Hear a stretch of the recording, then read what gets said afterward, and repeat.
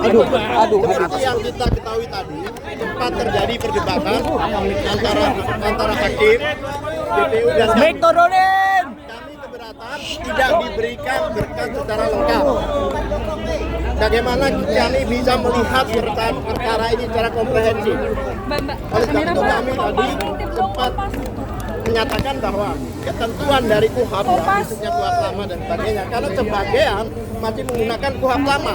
Dalam KUHAP lama itu yang dimaksud pelimpahan itu termasuk berita acara pemeriksaan. Itu harus diberikan secara lengkap.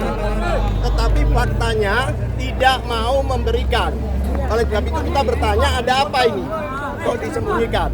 Ketentuannya begitu dilimpahkan surat dakwaan itu harus sama apa yang diterima oleh hakim, apa yang diterima oleh jaksa, maupun kami PH perwakilan sebagai terdakwa.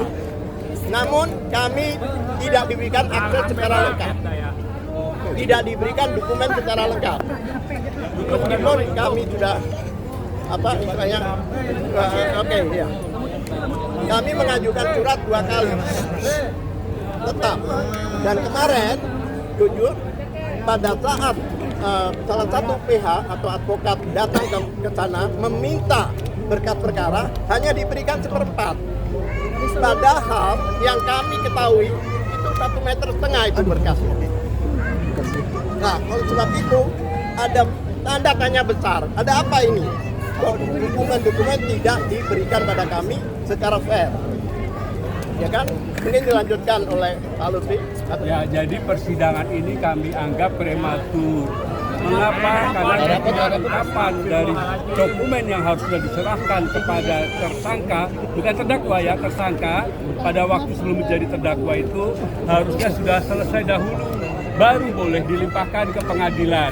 Ya, dengan demikian kami pun bisa menyiapkan segala sesuatunya, termasuk menyampaikan akan mengajukan perlawanan atau tidak di persidangan ini harusnya. Ya, jadi karena ketidaklengkapan itulah kami masih menimbang-nimbang tentang perlawanan. Tapi kami akhirnya setelah mendengar bacaan dari surat dakwaan tadi itu kami bersikap mengajukan perlawanan. Demikian tambahan dan satu hal lagi, itu pasal itu kan beberapa pasal, tapi isinya itu konsiderannya sama. Padahal di dalam setiap pasal unsurnya berbeda dan selalu dikatakan Roy Suryo CF. Roy Suryo DKK.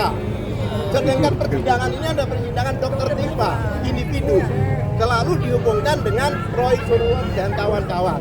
Itu boleh jika ada pasal keikutsertaan 55 atau 56. Ini tidak ada pasal pesertaan. Oleh sebab itu, itulah nanti yang kami akan lawan, dan termasuk persidangan di Jakarta Timur ini. Kenapa demikian? Agak aneh. Kenapa satunya di Jakarta Selatan, satunya di sini? Walaupun Papis itu juga merupakan persidangan. Kalau memang di sini, seharusnya di sini semua. Itulah salah satu nanti di dalam perlawanan kita. Silakan. Ya, baik ya. Jadi ada 3 hal yang paling utama, paling pokok di dalam dakwaan yang tadi dibacakannya. Turun pertama boleh, adalah berkaitan dengan ilmu saya. HP depan, tolong. Morfologi yang memang sudah saya sampaikan di dalam INUS 29 April 2025. Saya diundang sebagai ahli, di mana di situ saya memberikan penjelasan tentang bagaimana saya melihat dari dokumen yang beredar atau benda digital yang beredar di internet, yang banyak orang mengatakan itu sebagai ijazah Joko Widodo.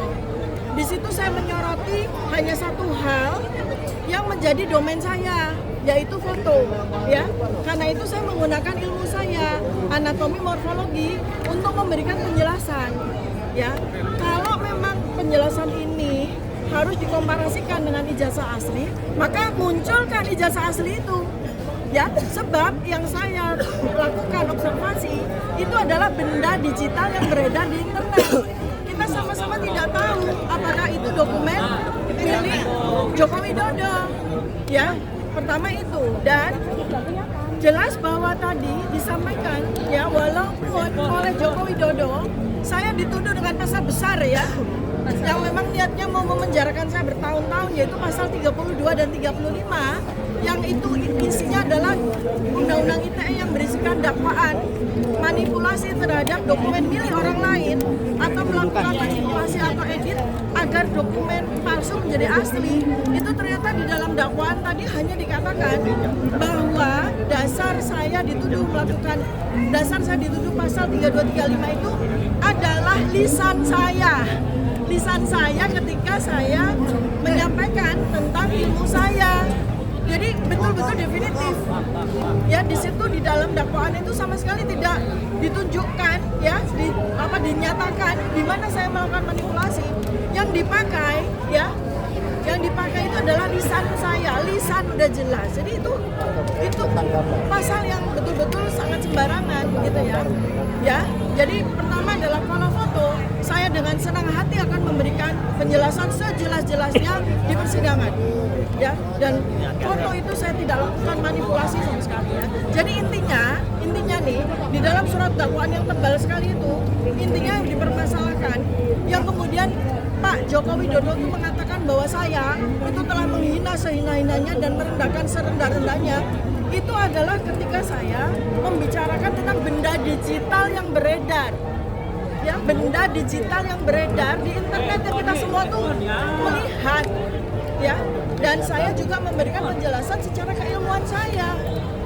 Ya, sesuai kompetensi saya sebagai dokter. Jadi pasal ini semua itu tidak ada relevansinya dengan saya. Nah, adapun tuduhan yang rendah ya, artinya yang tuduhan yang bulanan tahunan, yaitu yang berkaitan dengan pasal pencemaran nama baik dan fitnah, ya, itu tolong dibuktikan dulu. Di mana saya melakukan pencemaran nama baik, di mana saya melakukan fitnah. Karena yang saya bicarakan, yang menjadi objek kajian saya, yang menjadi objek observasi saya itu benda digital yang beredar di internet. Ya, jadi bagaimana caranya agar Pak Joko Widodo itu membuktikan bahwa saya melakukan pencemaran nama baik, bahwa saya telah memfitnah, maka Pak Joko Widodo wajib untuk menunjukkan ijazah aslinya, bukan di sidang, bukan hanya di sidang, tapi juga di publik. Oleh karena itu, karena ini adalah delik aduan juga, pencemaran nama baik dan fitnah, maka Pak Joko Widodo mutlak wajib hukumnya hadir di persidangan, tidak melalui mekanisme seperti yang disampaikan oleh para advokatnya. Ya, demikian. Ya, jadi saya akan sangat percaya diri untuk memberikan penjelasan tidak hanya di sidang, tapi juga kepada seluruh masyarakat Indonesia. Dan ini alhamdulillah juga ada beberapa media internasional ya. Ini menjadi bukan hanya sekedar publik Indonesia domain, tapi ini menjadi internasional domain. Jadi hati-hati kepada semua pihak, termasuk kepada jaksa, termasuk kepada hakim. Karena tadi jaksa seakan-akan ingin menyembunyikan berkas perkara, berita acara pemeriksaan. Mereka nekat ngeyel, tidak mau memberikan BAP kepada kami, padahal itu secara undang-undang itu penting sekali. Silakan. Jadi yang namanya berkas perkara itu istilah yang selama ini sudah digunakan dalam kuhap yang lama, yang mana itu bermakna berita acara dan daftar alat bukti yang diajukan, bukan barang buktinya, tapi daftarnya itu disampaikan kepada kami. Itu sudah berlangsung puluhan tahun. Mengapa baru tadi dipertanyakan seolah-olah jaksa ini baru saja praktek di pengadilan begitulah, yang tidak profesional. Terima kasih. Oke, makasih. Ada tersangka-tersangka lain yang bisa dijadikan tersangka pada kita sini ya? Ya itu wilayah dari hakim ya, wilayah hakim. Kita bawa saja dengan kasus saya. Terima kasih. Sudah? Ya, makasih, Bu.